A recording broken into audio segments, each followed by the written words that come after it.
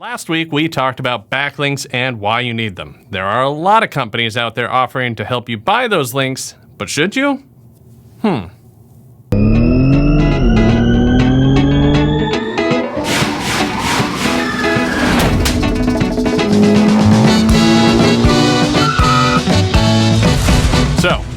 if your inbox looks anything like mine, there's far too many emails from people you don't recognize offering to sell you backlinks from high domain authority websites.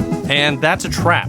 Why? Because it's specifically against Google guidelines to purchase backlinks. And while the practice still does happen, and you can for a short time get away with it, it will eventually catch up with you. And it can lead to some pretty catastrophic results, like getting your website taken off of Google entirely. So you might be thinking to yourself, well, there's some reward to this too. Backlinks are important, and if more backlinks will get me to rank higher, could be worth it, right? Sure, but if I was going to pose it this way, I'm betting the story would be different.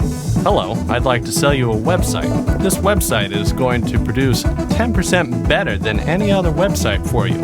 But at any time, it might disappear entirely, and I can't tell you when you'll get it back. Sounds like a bad purchase, right? Yeah, that's the same thing with buying backlinks. Just don't do it. Spam. So, should you purchase backlinks? No. While it could be tempting to do so if you can't earn them organically, it's against Google guidelines and could lead to your site being removed from Google entirely. Question answered. Are there any questions we can answer for you?